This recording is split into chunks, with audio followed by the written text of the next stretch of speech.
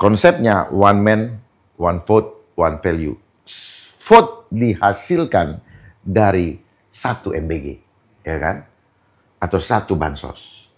Ya, harga 50. Itulah harga diri kita. Jadi kalau kita diberikan MBG, sebenarnya itu adalah wujud daripada harga lu cuma segitu. Kamu adalah orang terhina.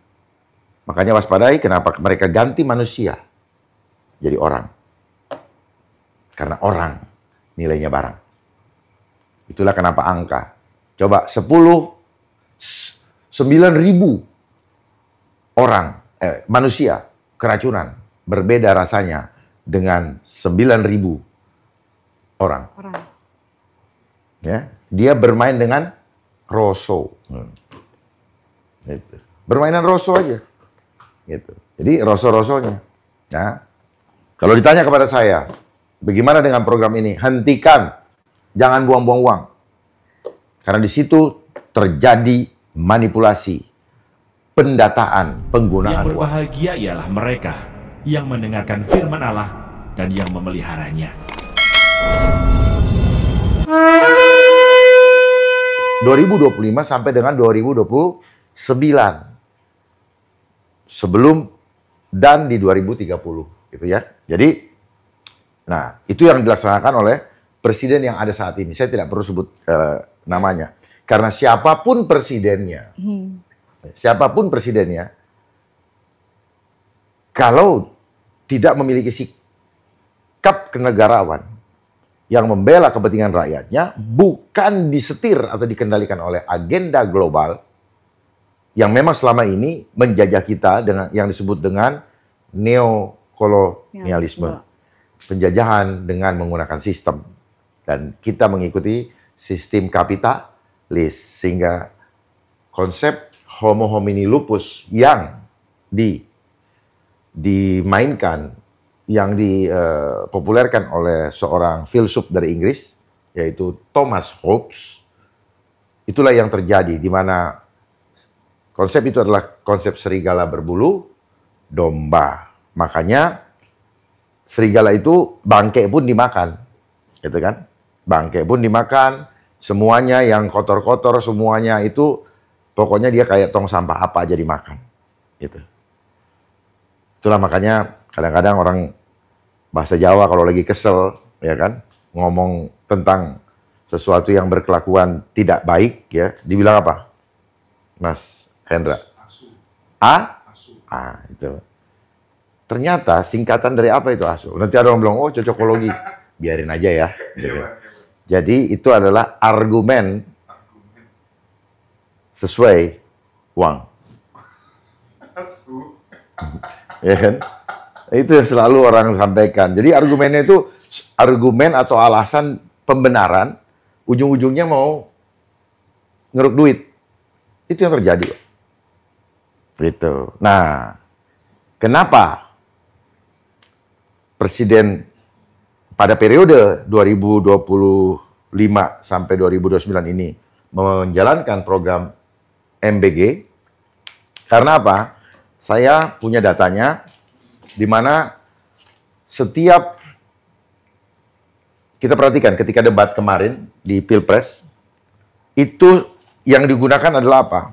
Selalu harus mengikuti kepada ini. Setiap program presiden, capres harus menyusun program berdasarkan RPJPN dan RPJMN. RPJMN jangka panjang, ini jangka menengah. Dia harus. Kalau tidak, ya KPU tidak mau menerima sebagai syarat. Itu pengalaman saya ketika kemarin, manfaatnya. Dipaksa kita untuk mengikuti, membuat visi misi supaya sesuai dengan maunya global, makanya Jakarta kota global. Nah, sama dengan ini. Jadi yang diperdebatkan dalam setiap debat Pilpres ya selama tahun 2000, mulai dari zamannya Pak kalau nggak salah mulai tahun 2014 kalau nggak salah debat itu. Nah, itu ini memang ketentuannya itu. Jadi rule of the game-nya sudah ada. kita ini hanya sebagai puppet, ya, sebagai Boneka, pion, ya. wayang-wayang yang dikendalikan oleh skenario dari sutradara seperti Mas Hendra. Jadi kalau seorang sutradara sebenarnya tahu, ya, ingat ya, the world is a stage. Gitu. Semua main sesuai dengan perannya, tetapi yang sedang dimainkan semuanya adalah drama. Drama dikasih keilmuannya untuk berargumentasi, ya, sesuai dengan keilmuannya untuk menutupi kebobrokan atau loophole atau lubang-lubang yang terjadi supaya bisa mengcover, supaya bisa eliminir, supaya bisa menutupi. Itu. Bisakah mereka lakukan sendiri? Tidak bisa. Makanya mereka selalu Kayak perlu itu deh, buat saya deh, berkelompok. yang hitam. Mereka selalu berkelompok. Nah, karena mereka nggak cukup kuat, mereka perlu buzzer. Karena mereka nggak kuat. Gitu. Mereka tahu mereka nggak akan kuat. Dia perlu buzzer. Cuman buzzernya nggak pernah muncul muka kan? Hanya beraninya di media sosial. Makanya ketika periode pertama Presiden Joko Widodo, saya bergumam di dalam hati. Kenapa Pak Presiden ini peduli sekali dengan apa kata netizen? Saya waktu itu di tahun 2015, kenapa ya? Cuekin aja. Karena nggak real. Oh ternyata memang periode beliau adalah periode permainan dari buzzer, influencer, dan fact checker yang memang sudah disiapkan anggarannya. Jadi jadi nggak usah pusing dengan permainan buzzer. Ya, buzzer itu memang sudah disiapkan untuk mereka nggak akan kerja lah, karena mereka ini profesi kan, gitu. Ini profesi. Jadi bagi para buzzer yang mendengar saya, ya, saya paham konsep itu. Silakan bekerja, tetapi sesuai dengan hati nurani, gitu. Karena apa? Kalau Anda cinta rakyat, ya, Anda punya keluarga, maka tolong jangan sesatkan rakyat. Ya. Gitu. Ada lagi, Bu? Jadi Pak, kalau sudah keracunan seperti ini ya, jadi siapa yang bertanggung jawab terhadap siswa-siswa yang keracunan? Kalau kita langsung bicara siapa yang bertanggung jawab, maka semua bertanggung jawab. Itu. Kita harus membentuk tim investigasi, gitu. Ya, caranya membentuk tim investigasi, berhenti dulu ini, ya, pause dulu programnya, sampai investigasi menemukan siapa, di mana titik yang bertanggung jawabnya, apakah STOK-nya, SOTK-nya, ya, struktur organisasi tata kelola. Karena ketika dibentuk, ingat ya, BGN ini dibentuk itu tahun 2024 bulan Agustus tanggal 15. Belum pelantikan presiden. Ya. Artinya ini adalah kelanjutan. Lanjut kan. Jadi jangan menyesal. Ini kesalahan kita semua, kesalahan masyarakat semua yang menginginkan lanjutan itu. Oke gas. Torang dua baku gas, ya kan? Ya, terima. Ya. Jangan biasakan penyesalan selalu di belakang. Gitu. Lalu akan bertanya, lalu kita pilih siapa? 1, 2, 3. Sama, programnya akan sama. Kenapa? Karena kita tidak merdeka. Adanya KPU pun itu adalah organisasi yang merupakan konsep global untuk memainkan drama pesta rakyat, gitu. Rakyat dibikin happy-happy, ya, supaya tidak sadar. Rakyat berantem dengan alasan demokrasi, uang keluar, bunuh-bunuhan. Inilah konsep adu domba. Dengan alasan pesta rakyat. Dari situ sumber masalahnya. Itu. Dari situ sumber masalahnya. Pemilu mengizinkan money politik. Konsepnya one man, one vote, one value. Vote dihasilkan dari satu MBG, ya kan? Atau satu bansos. Ya, harga 50. Itulah harga diri kita. Jadi kalau kita diberikan MBG, sebenarnya itu adalah wujud daripada, harga lu cuma segitu. Kamu adalah orang terhina. Makanya waspadai kenapa mereka ganti manusia jadi orang. Karena orang nilainya barang. Itulah kenapa angka. Coba 9.000 orang, manusia keracunan. Berbeda rasanya dengan 9.000 orang. Ya, dia bermain dengan Rosso. Gitu. Bermainan Rosso aja. Gitu. Jadi Rosso-Rossonya. Nah, kalau ditanya kepada saya, bagaimana dengan program ini? Hentikan. Jangan buang-buang uang.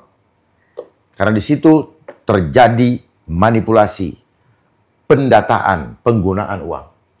Jadi siapa yang diuntungkan dalam program ini sebenarnya? Ya, yang korupsi. Jadi begini, program ini harus dilakukan supaya uang keluar. Karena alasan uang keluar hanya boleh kalau ada program. Kenapa program ini adalah program yang paling besar anggarannya? Dengan alasan, tadinya alasannya apa? Untuk meningkatkan gizi, untuk mengurangi kemiskinan. Ya, artinya apa? Artinya sistem ini sudah menganggap bahwa Indonesia miskin. Yang harusnya diselesaikan adalah kemiskinannya. Sehingga makanan bergizi adalah pilihan karena tidak miskin. Kalau saya pribadi ditanya, hentikan. Hari ini juga, kalau perlu hari Senin. Berhentikan. Dan saya berharap seluruh rakyat Indonesia bersatu padu. Hentikan ini. Tolak. Jangan mau terima. Biar mereka keluarkan uang. Ketahuan di situ kalau uangnya dimakan. Itulah sebabnya kenapa MBG itu dananya lebih besar daripada dana pendidikan itu sendiri. Iya, karena fasenya. Jadi ini kan jadi proyek strategis. Kan? Dulu kebanyakan infrastruktur. Ya, periode yang lalu. Sekarang dialihkan ke sini. Memang jadwalnya seperti itu, timelinenya. Jadi jangan hanya melihat gini. Keterlambatan kita mengantisipasi, sudah tahu ada jadwalnya, cuman karena cuek, nggak peduli, dan akhirnya kita kayak orang ini loh, terkaget-kaget. Loh, kok kayak gini? Kok gini? Oh, ini ada begini. Hebatnya mereka, kita dibikin pusing. Siapa yang bertanggung jawab? Kenapa begini? Kenapa begitu? Transparansi, akuntabilitasnya saja tidak ada sama sekali. BGN dibikin, buat apa? Sebenarnya nggak penting.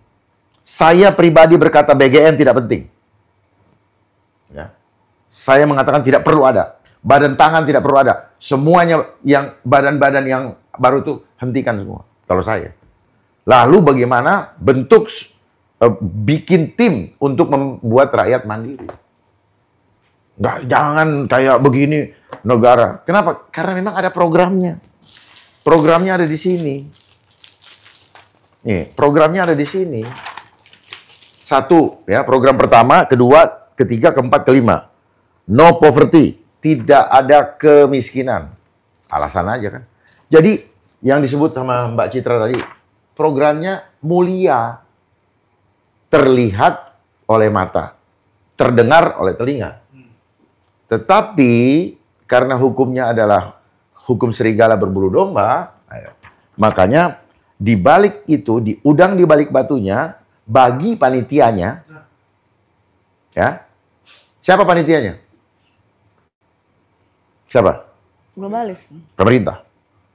Pemerintah dengan SOTK-nya, dengan struktur organisasinya yang disebut badan tadi, badan bergizi, badan gizi nasional, itu disuruh memainkan ini, masing-masing itu. Jadi masing-masing dan bukan cuma BGN, masing-masing instansi sedang memainkan ini.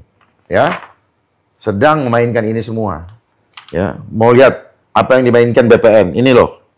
Ya, yang masalah live online.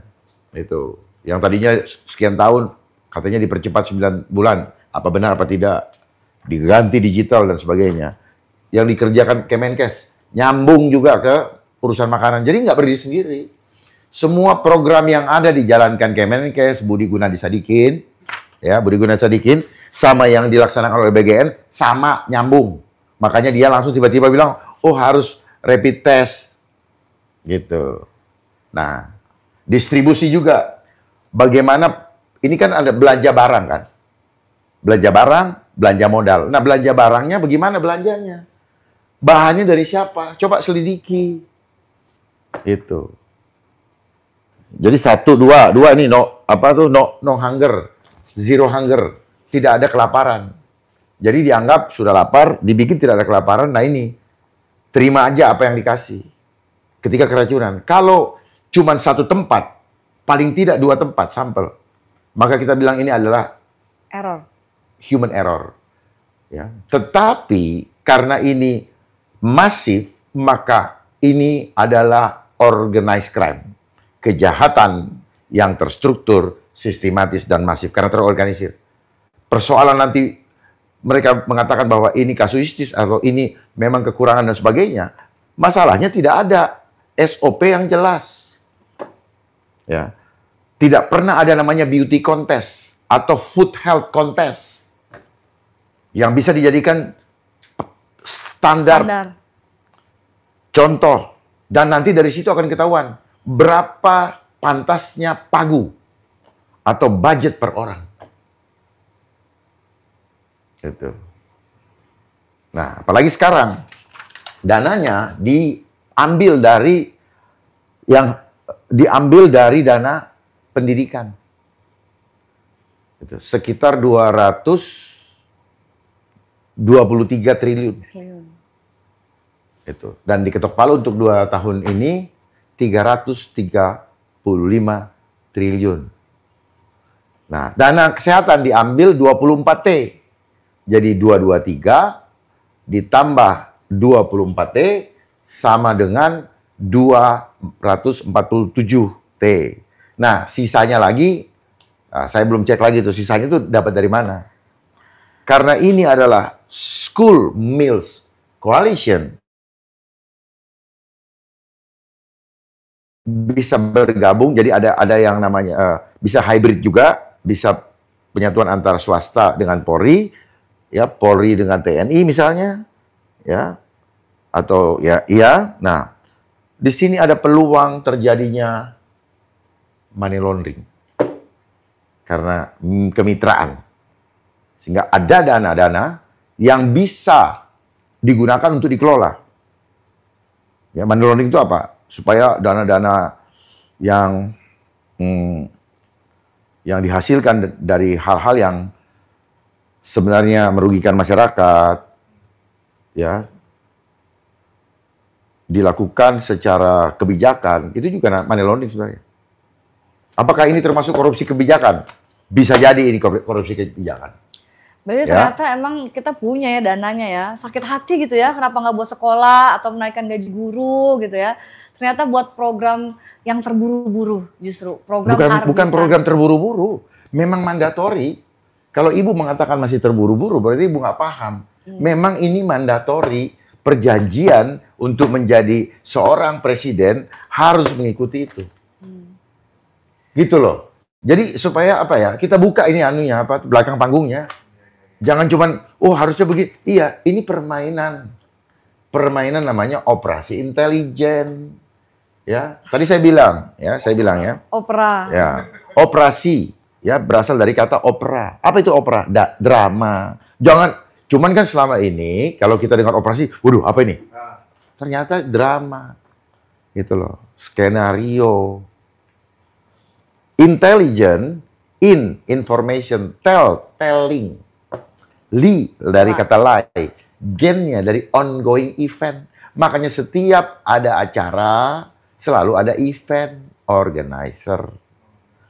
Kalau tidak ada anggaran, maka event ini nggak mau kerja. Jadi semuanya bersemangat untuk mendapatkan anggarannya.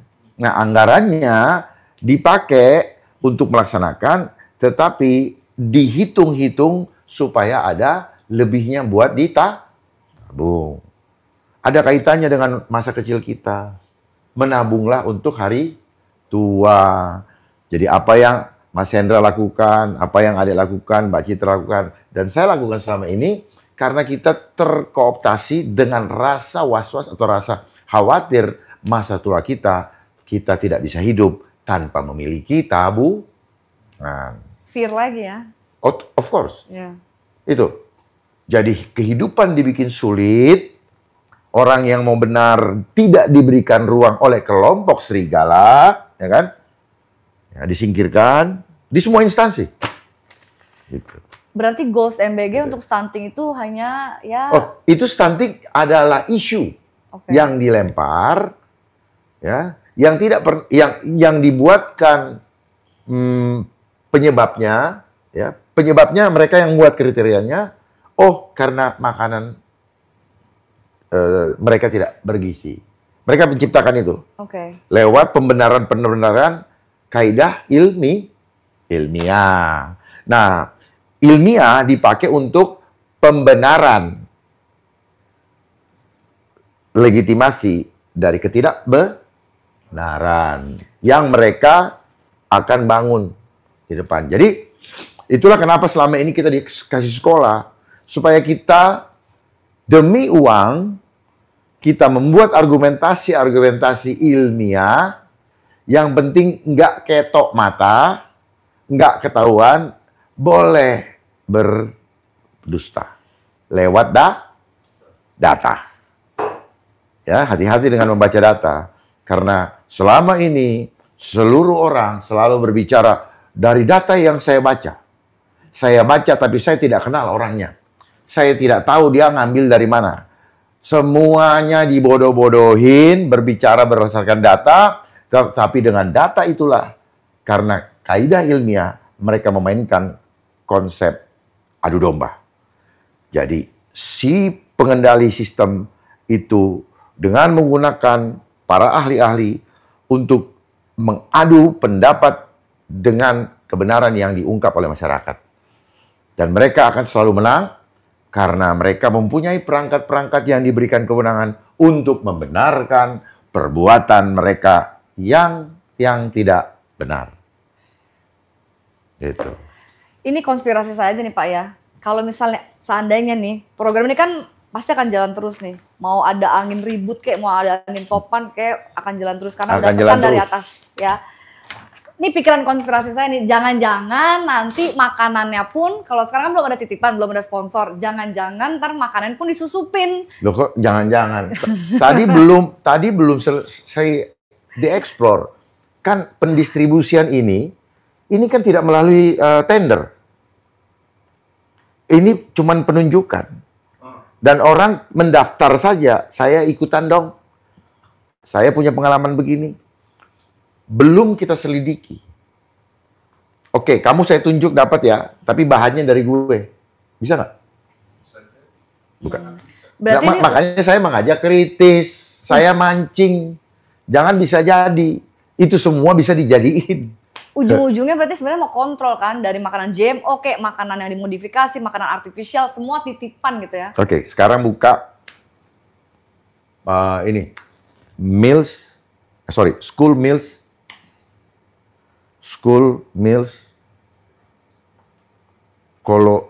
coalition adalah aduh. Tolong dibacakan. Kok ini nggak ini? Oh, bisa. Oh, Mas Hendra. Supaya saya buka ya. Gitu, saya buka. Saya ingin buka. Jadi daripada negara anggota yang bertujuan untuk memastikan bahwa setiap anak memiliki kesempatan untuk menerima makanan harian yang sehat dan bergizi di sekolah pada tahun 2030. Jadi itu adalah ilusi mulia yang dibangun oleh mereka. Mereka selalu begitu mainannya. Terus Mas, belum selesai. Sampai ada kata pandeminya itu loh. Nggak ada. Sampai ada kata pandeminya. School Meal Coalition. Ada nggak? Tunggu, nih. Mas? Tunggu nih, bentar. Nih. School Meals Coalition ya. A healthy meal every day for every child gitu. Adalah Indonesianya aja. Oke.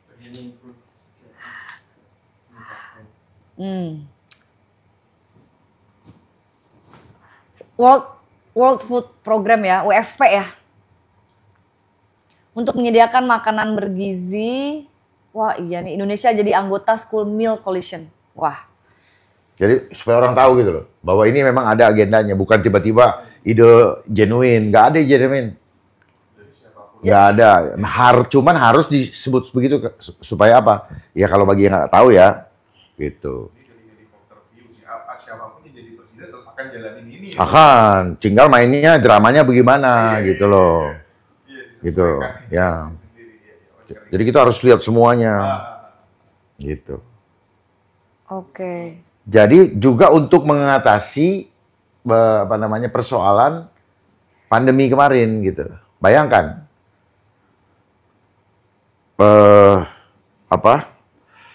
termasuk COVID. Ini kelanjutan dari COVID, School Meals Coalition ini. Jadi mengatasi kehancuran ekonomi pada dampak dari pandemi. Coba Pak, boleh saya ambil handphone saya Pak daripada itu supaya ini. Jadi School Meals Coalition ini dia beranggotakan lebih dari 100 negara anggota PBB ya. Berarti UN lagi, ya kan? Jadi mereka itu maunya kontrol makan di sekolah di seluruh dunia dan end game-nya itu adalah 2030. Jadi mereka mau kontrol makanan anak-anak di seluruh dunia. Jadi programnya bukan program lokal nih. Buka aja. Ini untuk buka semua negara. Buka aja biar rakyat itu tanggung. Tanggung. Ya. Jadi makanan sekolah yang terdampak nih ya. Iya. Ya, koalisi ini melibatkan negara-negara anggota dan mitra dari berbagai sektor untuk memulihkan program makan sekolah yang terdampak pandemi. Ya, jadi ini adalah kelanjutan dari pandemi yang lalu, gitu. Dan pandemi yang lalu luar biasanya itu sudah direncanakan dalam RPJP 2020 sampai 2024. COVID itu mulai Maret jadwalnya. Ya, mereka punya jadwal. Setelah RPJPMN ya disahkan. Nah, RPJP ini berarti dibuat tahun berapa? 2019.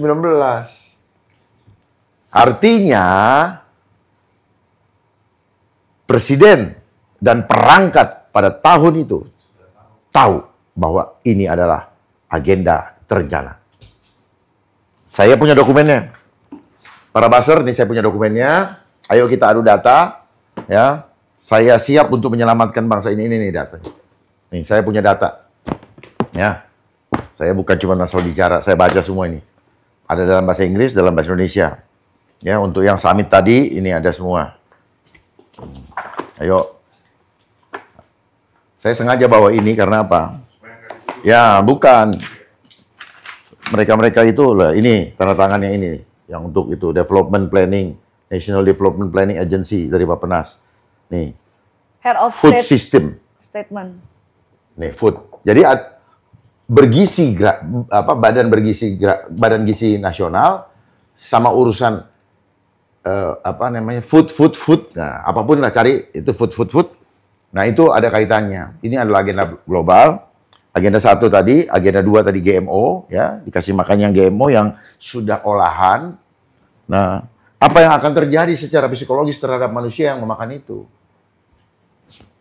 Rusak fitrahnya, rusak signalnya, gampang emosi. Bisa emosi gampang tinggi naik, bisa juga gampang tiba-tiba drop. Tidak punya daya lawan. Apa yang bisa mengendalikannya? Frekuensi. gelombang yang tidak terlihat mata. Jadi ini semua gitu. Apa yang akan terjadi? Akan terjadi perubahan hormon. Ya. Karena ketika dia masuk, we are what we eat. Terjadi perubahan hormon. Waspada Bapak Ibu sekalian. Jangan sampai nanti anak-anakmu, terutama yang kecil, yang belum mengenal lawan jenis, tahu-tahu dia suka sesama jenis. Waspadalah. Saya hanya mengingatkan. Syukur kalau ini tidak terjadi. Antisipasi semua rakyat Indonesia sebelum terlambat. Karena sesal kemudian tidak berguna. Saya mau kasih tahu juga ya buat teman-teman sekalian, di luar negeri itu, di Amerika itu mereka sedang menguji bahwa vaksin bisa dimasukkan ke dalam makanan. Ya, nggak tahu akan implementasinya kapan, hati-hati aja. Kalau memang makanan itu sudah dikontrol melalui berbagai macam program, bukan tidak mungkin titipan dari luar pun akan masuk lokalisasi. Bukan tidak mungkin, mungkin. Karena program luar yang harus dijalankan ke sini. Jadi mari kita buka kemungkinan itu lebih lebar daripada kita takut-takut mengungkapkan, tapi anak-anak hancur. Supaya ini kita sudah waktunya sudah sempit, tidak waktunya lagi kita untuk membuai-buai, untuk mencari bahasa-bahasa apa lemes-lemes, halus-halus, hanya untuk apa? Untuk kita tetap eksis di layar, tetapi tidak pernah masuk ke lubuk hati atau dari jiwa, tidak bisa membangun kesadaran. Saatnya kita membangun kesadaran. Saya mengajak kepada Bapak Ngaji Roso, ya, tim Ngaji Roso, untuk tidak menyia-nyiakan setiap kesempatan dalam hidup ini. Waktu kita sangat singkat. Tidak ada waktu untuk bermain-main. Sebenarnya saya juga mulai pahamin juga nih Pak ya. Kalau memang dari makan deh, kita kan memang manusia itu amat sangat krusial sekali, apalagi sekarang ekonomi sengaja dibuat sulit. Sengaja dibuat sulit. Supply chain-nya diganggu. Jadi gitu. Masyarakat menjadi tidak berdaya, ya udah nerima aja kalau memang pemerintah itu yang memberi makan anak-anak saya, misalnya begitu. Nah, ujung-ujungnya, nih kalau menurut pemikiran saya, ujung-ujungnya nanti kalau mau terima makanan pun itu harus digitalisasi, harus biometrik, jadi semua itu harus terdata. Jadi mau nggak mau masuk lagi ke sistem Dajjal, sistem digital itu sendiri. Memang ini semua ini sistem itu. Jadi nanti kenapa tiba-tiba muncul namanya apa Menteri Kesehatan kan? Wah ini harus begini. Enggak, ini satu rangkaian. Di mana kejadian tadi menjadi alasan pembenar. Kita harus rapid test. Kita harus begini. Kita harus gini. Nanti. Kan itu sudah ada itu. Harus masuk kepada apa namanya? Tes kesehatan harus masuk ke One Health atau Satu Sehat. Satu Sehat ini adalah nanti sumbernya apa? Payment ID. Ya. Kan kabarnya juga akan diperluas ya Pak ya? Bukan cuma sasaran, bukan siswa aja. MBG juga ntar ibu hamil gitu kan? Jadi mereka mau ngomong apa, saya punya datanya mau kemana. Termasuk kita nanti. Gitu. Jadi mereka mau kontrol semuanya. Dari makanan, dari semua, dari air ya, semuanya gitu. Mereka mau kontrol. Ini sudah ada di sini semua. Ini agenda 2030. Ya, sudah ada di sini. Nanti saya berikan kepada Bang Hendra. Ya. Nah, digitalisasi ini yang nih, saya harus bawa ini supaya orang semua terbiasa melihat ini. Nih. Nah, ini semua nanti akan terhubung ini, digital ID. Semua akan terhubung. Gitu. Karena apa? Mau dibuat manusia hybrid. Energi tubuh, energi ilahi akan dihubungkan dengan energi buatan yang menggunakan internet. That's why they call it CHIP. Internet Protocol. C-nya apa? Cellular. Hanya hybrid. Nah, kita itulah menjadi manusia hybrid. Itulah kenapa mereka memaksa dengan segala macam program-programnya yang ribet amat, mau meyakinkan rakyat supaya mau menerima, yang intinya apa? Gua lagi nyari jalan biar lu yang pada bego, gua masukin alat ke dalam tubuhmu tanpa kau sadari, dan akhirnya saya bisa mengendalikan tanpa kamu sadari. Sesuai dengan maunya mereka. Gitu. Jadi ada saran nggak Pak, jika memang ini sebenarnya tidak bisa digoyang lagi programnya, ada nggak saran mengenai MBG menjadi lebih baik? Atau nggak ada, percuma. Kenapa saya bilang nggak usah, berhentikan? biar dananya tidak mubazir. Itu penting. Karena yang kita perlukan adalah rakyat mandiri. Kalau rakyat mandiri, dia nggak mau jadi minta-minta. Dia nggak mau juga gitu. Tetapi kalau tetap dipaksakan, saya sarankan kepada orang ini semua. Supaya apa? Tolak. Itu hak kita. Itu hak asasi. Dan herannya, perangkat-perangkat seperti Komnas HAM diam-diam aja. Menteri Hukum mengatakan bahwa, oh ini bukan pelanggaran hak asasi manusia. Wow. Karena jangan membuat definisi-definisi seenaknya saja. Ya, seringkali mereka menggunakan istilah-istilah asing. Jadi baru saya sadar bahwa ilmu-ilmu kita selama ini adalah ilmu pemberian. Untuk apa? Ilmu-ilmu pemberian untuk membuat kita tidak pernah bisa membuka kebenaran apa yang sedang terjadi. Karena sudah diberikan dalil-dalil. Makanya dalil kan, senang berdalil. Nah gitu. Tahu nggak? Senang berdalil. Apa? Senang beralasan untuk menutupi drama. Modus operandi. Dalil ini dipakai untuk menutupi modus operandi. Modus operandi itu apa? Motif drama kejahatan yang mereka lakukan. Kira-kira ada program apa lagi nggak selain MBG yang akan dilokalisasi merupakan yang mandatori dari mereka? Setelah MBG, next apa Pak? Digitalisasi. Itu. Ya, digitalisasi. Seperti ini kan MBG kan bukan sebenarnya bukan urusan perut, bukan stunting, enggak. Mereka aja nggak ngerti stunting kenapa. Jangan-jangan stunting ini akibat mereka diimunisasi. Ya. Ya. Jadi hebat sekali periode per periode. Terus kemudian muncullah narasi-narasi yang terorkestrasi untuk membentuk persepsi sehingga terbangunlah opini. Ini permainan intelijen. Narasi untuk membentuk opini sehingga terbangunlah membentuk persepsi sehingga terbangunlah opini. Jadi hidup ini adalah perang opini. Mereka itu kan, nah, perhatikan sekarang ya. Lihat, mereka bekerja lebih banyak di media. Muncul di media. Tapi rakyat teriak nggak tahu di mana mencarinya. Jadi rakyat ini hidup tidak punya ruang. Nanti muncul di hari perayaan. Ya. Perayaan, muncul foto-foto, ya kan? Pesta. Dan sebagainya, ya kan? Cuman itu aja.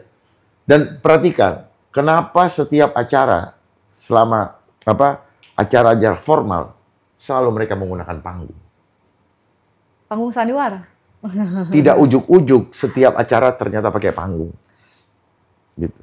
Karena di situ orang diberikan panggung untuk melakukan reality show. Gitu.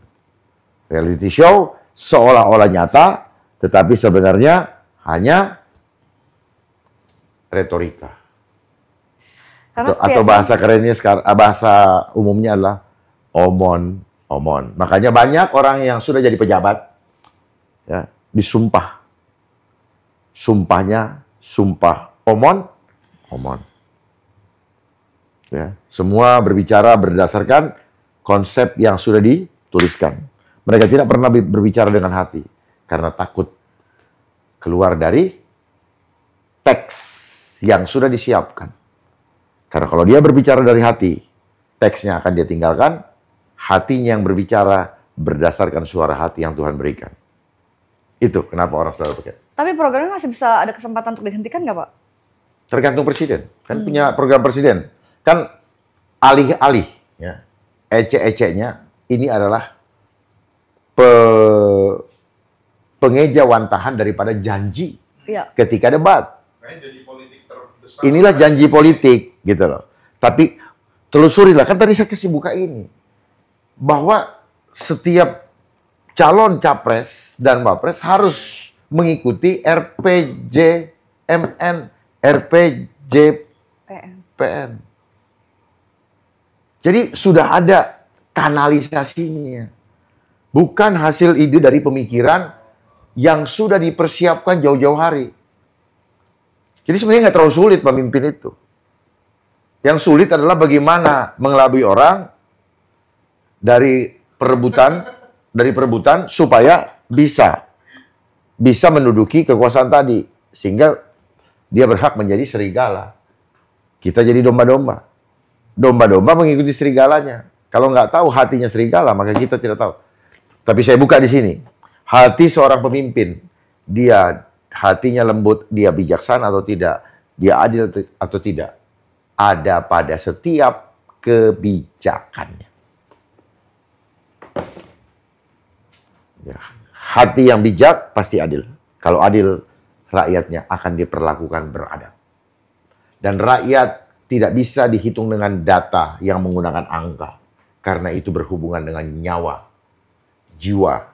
Di mana dalam tubuh kita ada 50 triliun entitas yang masing-masing itu terhubung dengan sang ilah, pemiliknya. Dia hidup. Makanya kelihatan di casing dalam satu tubuh, kepala, leher, dada, tangan kanan kiri, perut, kaki, tetapi semua digerakkan oleh entitas-entitas yang kita sebut dengan sel.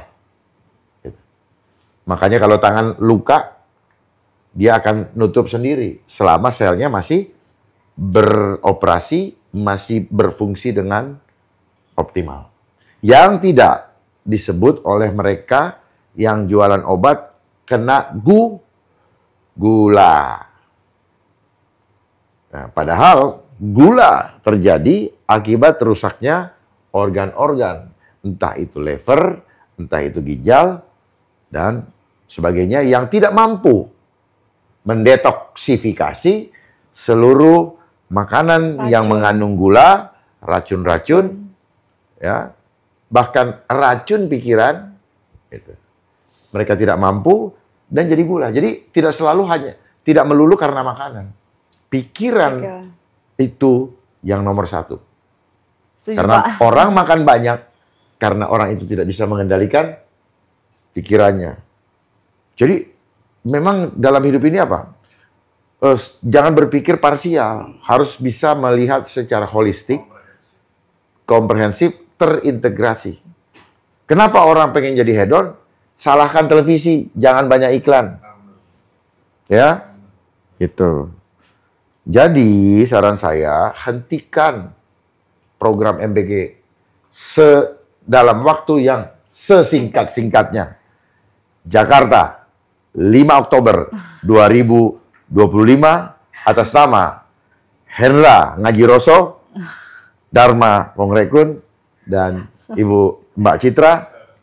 Dan kita ganti dengan program yang membuat rakyat bisa mandiri melalui program mentoring oleh pemerintah kepada rakyat, supaya rakyat yang sedang tertatih-tatih ekonominya, kita topang untuk dia bisa berdiri, sehingga dia mulai bisa berjalan sendiri, dan bahkan dia berlari. Bagaimana caranya? Sangat mudah. Tergantung nawaitunya, tergantung niatnya, tergantung strong political will dari seorang pemimpin yang berhati negarawan. Jangan pernah mengeliminasi orang yang dianggap secara ekonomi kurang. Itulah sejatinya seorang pemimpin. Pemimpin itu adalah bapak, di mana tempat rakyatnya menggantungkan harapannya, bukan justru mengeliminir. Kita lihat begitu banyak orang yang berkelebihan, berlebih-lebih, berturah-turah kalau ini. Punya rumah 30. Ya. Oh, banyak. Rumah 30. 30 itu baru sedikit. Ya, coba ada orang yang selalu bilang, saya punya ada apartemen di Kelapa Gading sekian, saya punya ruko sekian, banyak. Sementara banyak orang yang mau makan satu hari susah. Kenapa bisa terjadi? Salah dia? Enggak salah dia, sistem. Siapa yang dekat dengan ordal, maka dialah yang punya modal. Itulah sistem kapitalis. Siapa yang punya kapital atau punya modal, dia yang boleh hidup. Yang tidak, dia akan tersingkir dan modar. Disitulah rakyat membutuhkan dharma, bukan saya. Orang-orang yang berhati baik, orang yang berhati dermawan. Untuk apa? Dermawan itu bukan berarti dia harus kaya. Dia punya ilmu, dia punya hati, bagikan yang berlimpah. Banyak di antara kita begitu banyak hartanya, tetapi hatinya miskin. Sehingga betul-betul apa yang kita rasakan, yang kita lihat terjadi tanggal 25-28 Agustus yang lalu, sesungguhnya itu hanyalah potret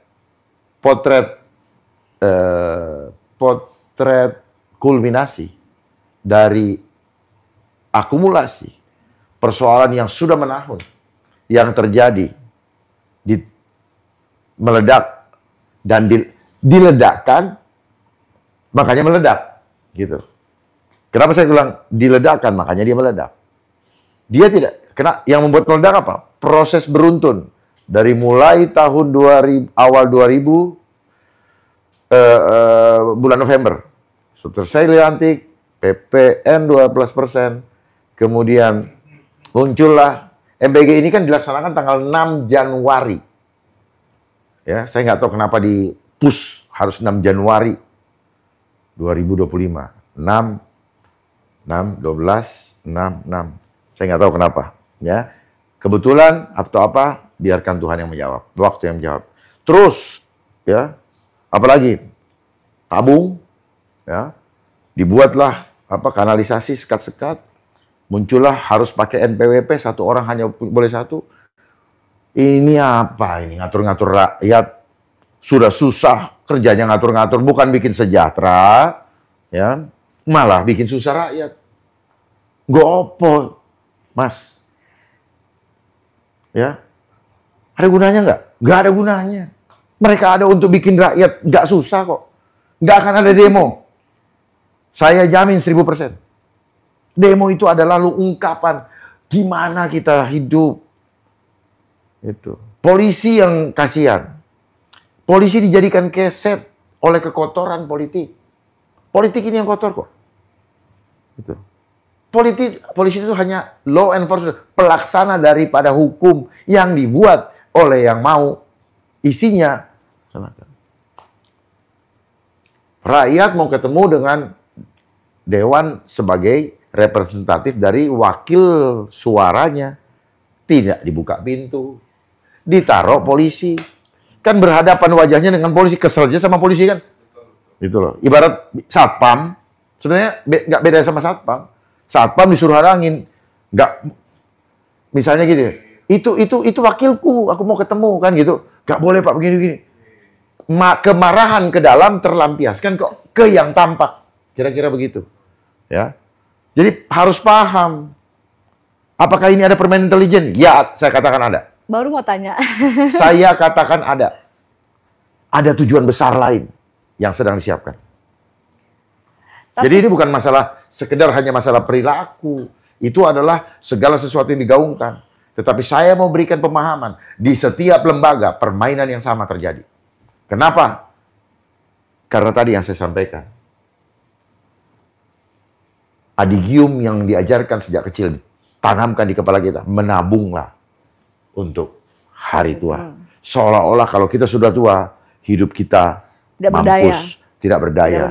Itulah kenapa orang pensiun dibuat ini. Jadi itulah kenapa banyak orang pengen masuk ke pegawai negeri, dipikir nanti bisa gimana. Padahal di pegawai negeri terjadi permainan psikologis yang luar biasa, tidak disadari. Gaji dikasih kecil, kewenangan dikasih besar, kebutuhan tinggi, daya kreatif negatif mulai muncul. Yang disebut dengan strategi kreatif negatif. Yang penting hasil prosesnya kumaha engke. Itu yang terjadi. Ya, mari kita mulai buka diri kita. Kita ada dalam bagian itu. Pernah ada dalam bagian itu. Seperti itu. Kalau kita dulu pernah salah, jangan teruskan kesalahan itu. Kalau kita dulu pernah menjadi pengkhianat, segera keluar. Jangan menjadi pengkhianat sampai Tuhan memanggil kita. Ini adalah kesempatan kita untuk laundry your sin. Mencuci dosa, bukan sekedar money laundering, tapi sin laundering juga harus kita kerjakan. Day by day, ya, day by day. Reformasi day by day. Gak perlu bikin tim, gak perlu bikin aturan. Aturan sudah ada di dalam hati kita. Aturan yang dimunculkan ini adalah konsep homo homini lupus. Manusia suruh mengawasi manusia. Sadar nggak? Manusia yang mengawasi belum tentu lebih baik daripada yang diawasi.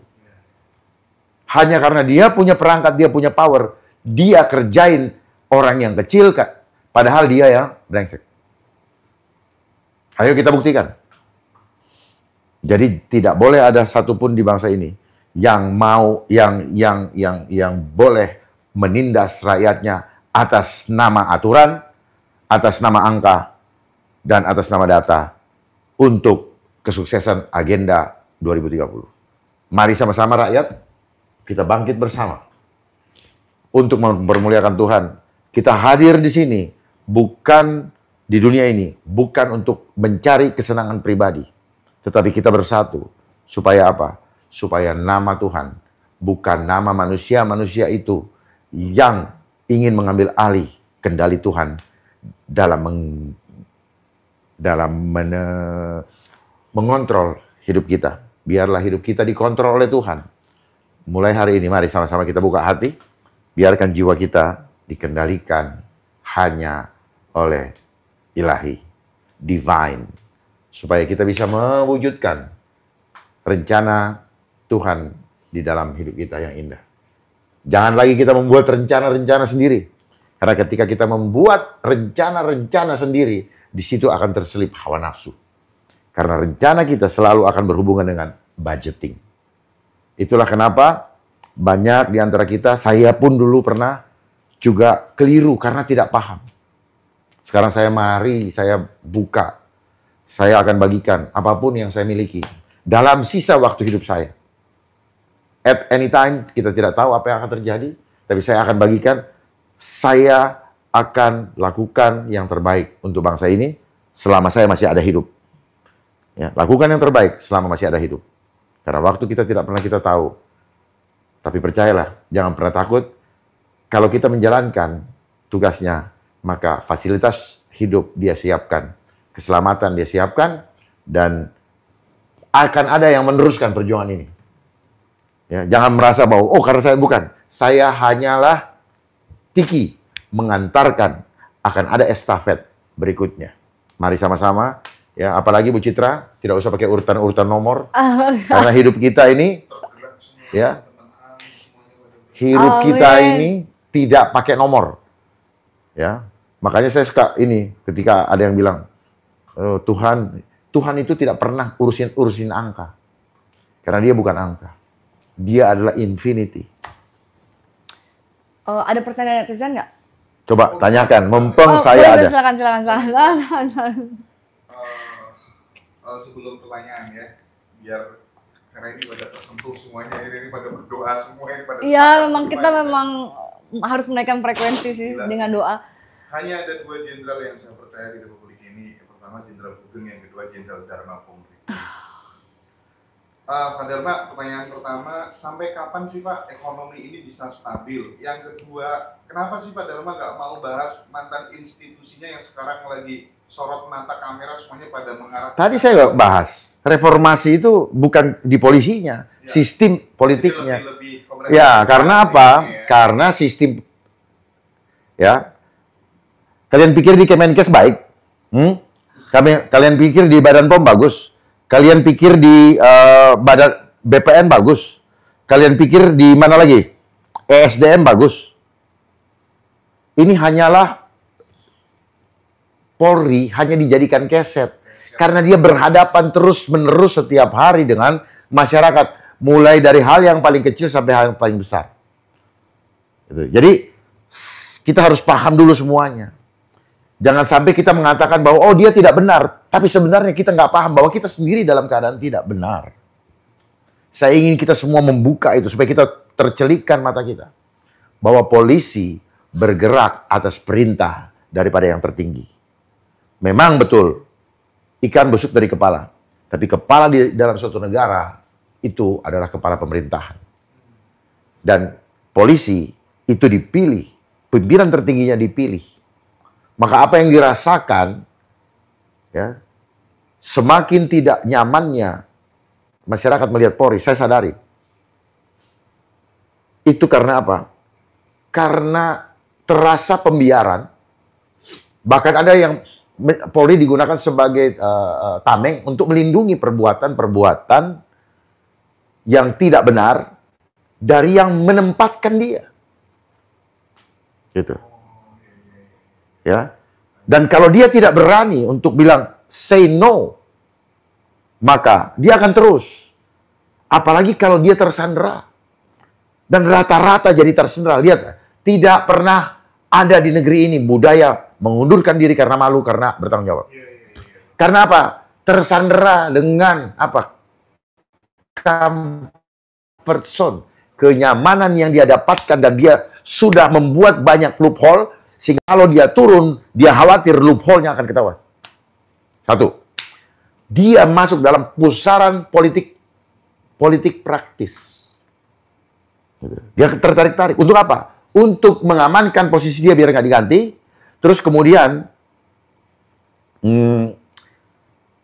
dia lagi bergeser, tidak lagi menjadi alat negara, tetapi alat kekuasaan yang dimanfaatkan, dipergunakan oleh penguasa dan pemodal. Jadi kekuasaannya adalah penguasa dan pemodal. Penguasa dia yang mengatur jabatan. Pemodal yang dikenal selama ini dengan oligarki. Maka apa yang dimaukan oleh penguasa dan pemodal itu akan termaktub di dalam proses legislasi, pembuatan undang-undang. Itu yang terjadi selama reformasi ini, percepatannya. Jadi kenapa Polri disebut multifungsi? Dia masuk ke semua departemen karena undang-undangnya. Gitu. Dan yang sekarang sedang dikomplain atau digugat di MK oleh suatu civil society, dan di sana nanti akan terungkap siapa yang menyuruh sehingga dimasukkan ke dalam undang-undang. Ya. Jadi kalau orang ribut, kenapa Polri masuk sini? Jangan salahkan Polri-nya. Dia hanya disuruh kamu masuk sana. Kami di Polri, saya di Polri, tidak bisa memilih. Tidak bisa memilih. Dengar baik-baik. Saya bukanlah orang sempurna. Tapi saya berusaha untuk menjadi baik. Dan kami masuk di Polri. Dimulai dari Akpol. Jujur dengan niat yang tulus. Pengen menjadi masuk ke dalam wadah untuk mengabdi kepada nusa dan bangsa. Boleh dicek track record-nya ketika kami tes di dalam Pak Thohir, panitia penentu akhir. Akan ada pertanyaan. Kenapa kamu memilih untuk menjadi polisi? Atau dulu ABRI? Saya ingin berbakti kepada nusa dan bangsa. Karena harus begitu jawabannya. Kalau kamu nanti dikasih makan batu, kamu siap? Siap. Padahal dalam hati, gimana caranya makan batu kan? Gitu. Nah, namun di dalam prosesnya, niat tadi tergiring. Lo sudah sekolah 4 tahun, sudah masuk di dalam, lalu kita tidak dapat berbuat apa-apa dalam bersikap. Karena budaya organisasi sangat dipengaruhi oleh value atau perilaku daripada pimpinannya. Ikan busuk dari kepala. Sehingga seorang anak buah, seorang anggota, atau seorang karyawan di suatu instansi manapun juga, dia pasti, sekali lagi ya, dia pasti akan mengikuti value-nya atau memilih untuk get out. Get out sebelum 10 tahun harus bayar denda mulai dari sekolah sampai masuk. Ya, jadi jangan cuma bisa menyalahkan. Kita sama-sama makhluk hidup. Ya. Kenapa semua itu terjadi? Saya bertanya-tanya, kenapa gaji kami dikasih kecil? Sementara gaji orang bank besar. Bank Indonesia gajinya besar. Menteri keuangan besar. Departemen Keuangan. Coba cek. Karena mereka ini yang tulis-tulis di atas kertas. Itu. Jadi kalau saling menyalahkan, ini yang diinginkan oleh elit global, pembuat sistem supaya orang saling, nggak bener lo, nggak bener lo. Sementara yang bilang nggak bener belum tentu hidupnya benar. Ya. Itu adalah konsep adu domba lewat sistem. Itu. Sistem yang ada, ini adalah sistem korup. Kenapa? Karena setiap instansi dipaksa oleh aturan, oleh suatu lembaga yang mengurusi keuangan, mengawasi keuangan, itu harus diisep anggaran itu, diserap namanya. Harus terserap. Seperti vampir. Kalau tidak terserap, maka mereka akan menilai bahwa organisasimu perencanaannya buruk dan diancam. Sistem mengancam loh. Kami akan kurangi anggaran kalian tahun berikutnya. Jadi ancaman kerjanya.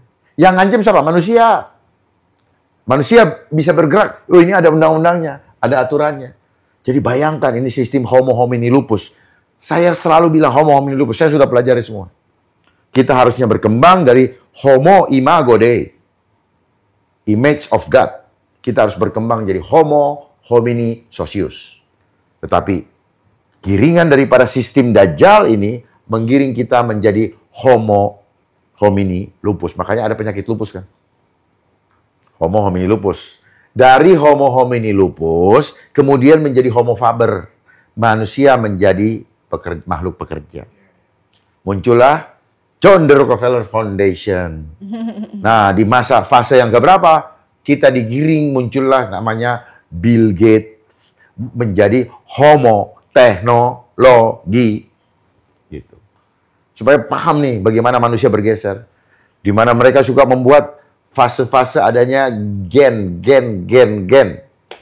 Pre-boomers, boomers, millennium, X generation, millennium, Z generation, alpha generation, beta generation, dan seterusnya. 2 Tesalonika pasal 2. Kedurhakaan sebelum kedatangan Tuhan. Tentang kedatangan Tuhan kita, Yesus Kristus, dan terhimpunnya kita dengan Dia, kami minta kepadamu, saudara-saudara, supaya kamu jangan lekas bingung dan gelisah, baik oleh ilham roh, maupun oleh pemberitaan atau surat yang dikatakan dari kami, seolah-olah hari Tuhan telah tiba. Janganlah kamu memberi dirimu disesatkan orang dengan cara yang bagaimanapun juga, sebab sebelum hari itu, haruslah datang dahulu murtad, dan haruslah dinyatakan dahulu manusia durhaka yang harus binasa, yaitu lawan yang meninggikan diri di atas segala yang disebut atau yang disembah sebagai Allah. Bahkan ia duduk di bait Allah dan mau menyatakan diri sebagai Allah. Tidakkah kamu ingat bahwa hal itu telah kerap kali kukatakan kepadamu ketika aku masih bersama-sama dengan kamu? Dan sekarang kamu tahu apa yang menahan dia, sehingga ia baru akan menyatakan diri pada waktu yang telah ditentukan baginya. Karena secara rahasia, kedurhakaan telah mulai bekerja, tetapi sekarang masih ada yang menahan.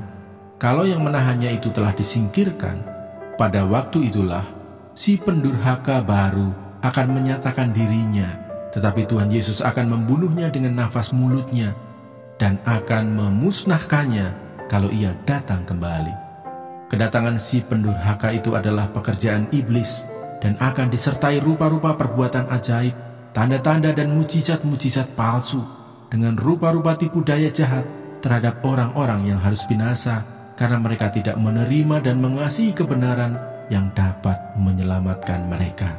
Dan itulah sebabnya Allah mendatangkan kesesatan atas mereka yang menyebabkan mereka percaya akan dusta, supaya dihukum semua orang yang tidak percaya akan kebenaran dan yang suka kejahatan.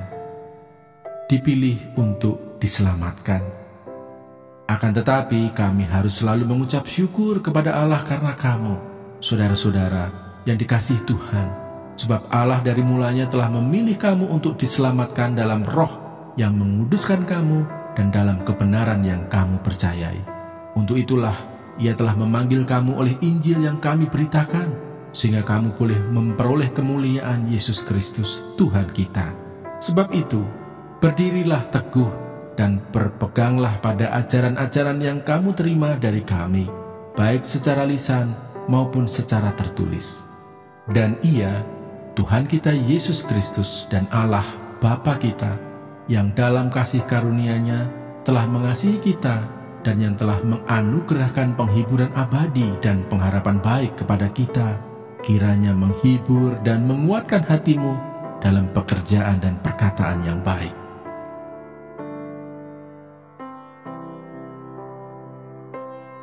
Dua Tesalonika pasal 3. Berdoa dan bekerja.